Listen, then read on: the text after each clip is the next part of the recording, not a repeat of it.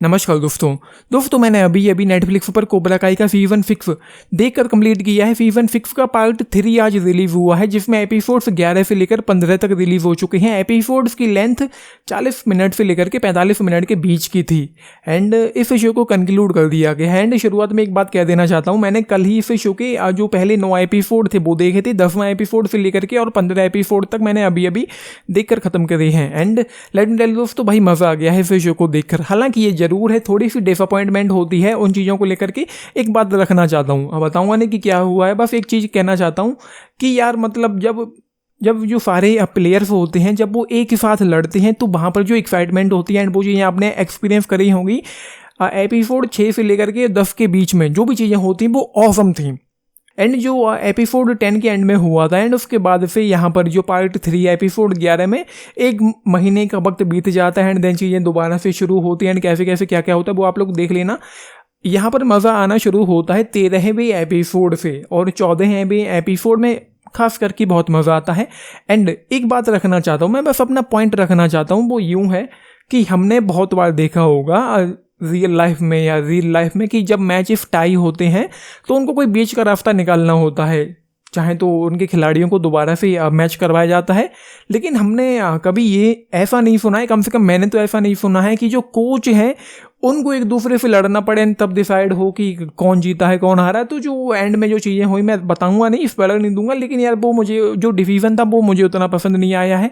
And जो इस season 6 का जो बेस्ट मोमेंट मुझे देखने को मिला था वो था 6ठे एपिसोड के एंड से लेकर के और 10वें एपिसोड के एंड तक।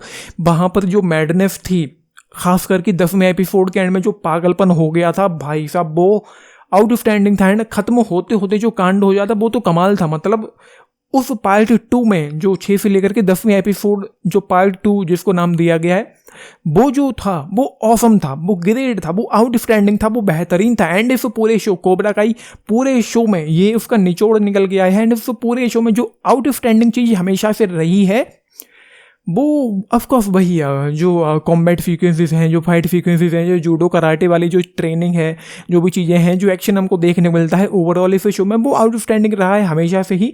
एंड हाँ, ये जो पार्ट 3 है, मोस्ट ऑफ द पीपल मतलब बहुत से लोगों ने नवंबर में ही जब ये रिलीज हुआ था पार्ट 2 वहीं पर देख लिया होगा, तो बहुत से लोग आज पार्ट 2 को नहीं देखेंगे तो उनको थोड़ी सी डिसअपॉइंटमेंट इसलिए होगी कि बहुत सारे खिलाड़ी यहाँ पर मेनली यार मतलब जो मियागी डो केवल मेनली 2 ही जो फाइटर हैं, जो 2 ही कैरेक्टर्स हैं वही लड़ते हुए दिखाई पड़ते हैं।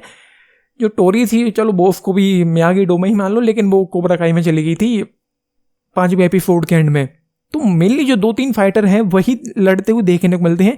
बाकी ये जो लड़ते हैं वो वहीं पर लड़ते हैं एपिसोड 6ठे से लेकर के 10वें के बीच में। लेकिन उससे पहले के जो सीजन थे जब सारे के सारे एक साथ इकट्ठे लड़ते थे तो अलग ही मज़ा आता था। लेकिन यहाँ पर जो चीज़ें होती वो ऑसम थी। एंड क्योंकि यहाँ पर जो फाइट हो रही है तो जो चीज़ें जिस तरीके से हो रही हैं, जहाँ जा रही हैं, जो हो रहा है हमको नहीं पता होता, तो एक अच्छा खासा थ्रिल यहाँ पर देखने को मिलता है कि पता नहीं कौन जीतेगा एंड कैसे कैसे चीज़ें होंगी, क्या क्या होंगी, तो वो देख लेना। एंड 7वें एपिसोड के एंड में जो फाइट होती है मिगेल की और जो सामने जो 2 बंदे थे 1 वर्सेस 2 वाला वो ऑसम था। एंड ऐसे ही 9th एपिसोड में जो फाइट होती है कोबरा काई और मियागी डो के बीच में वो ऑसम थी। एंड यहाँ पर जो चीज़ें होती वो उतनी ऑसम नहीं है, लेकिन मुझे स्टिल जो फाइट है वो बहुत अच्छी लगी। वहाँ पर एक एक्साइटमेंट थी, एक इंटेंस एक्साइटमेंट यहाँ पर देखने को मिलती है जो आउटस्टैंडिंग रहा है एक्सपीरियंस। लेकिन जो 11वें और जो 12वां एपिसोड था वो काफ़ी ठंडा सा फील होता है, मतलब उतना ज़्यादा मज़ा नहीं आता है।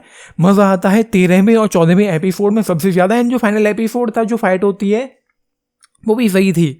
तो ये है, मतलब मैं अगर ये कहूँ कि सीजन 6 में जो बेस्ट एक्सपीरियंस मेरा रहा था वो 6ठे एपिसोड के एंड से लेकर के 10वें एपिसोड के एंड तक रहा था। ये उस लेवल का नहीं है लेकिन स्टिल मज़ा आया है मुझे।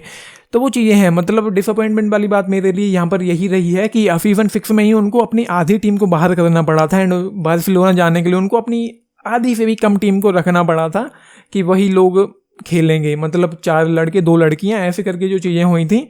तो वहीं पे थोड़ी सी डिसअपॉइंटमेंट होने लगी थी कि जो खिलाड़ी हैं वो काफ़ी कम हो गए हैं।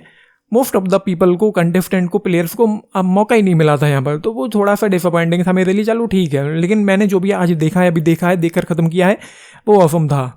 तो ये है, I will go just season 6 के लिए अगर मैं रेट करूँ तो I will go just 3.5 star. 15 episode थे और जो फाइट वाइट नहीं होती है उस दौरान जो चीज़ें होती हैं वो काफ़ी ठंडी सी फील होती हैं।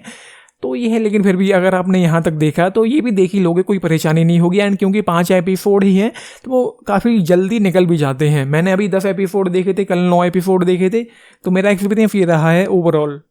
तो आप लोगों ने देखा है, देख रहे हैं अपने टेक्स्ट फिर लिख के बताना बाकी है। 10 में से अगर आप लोग पूछे मैं जाऊँगा 7.5 स्टार्स के साथ सीजन 6 के लिए कोबरा काई। एंड ये शो कंक्लूड हो गया है एंड अंत होते होते जो चीज़ें हुई हैं बहुत सही हुई हैं।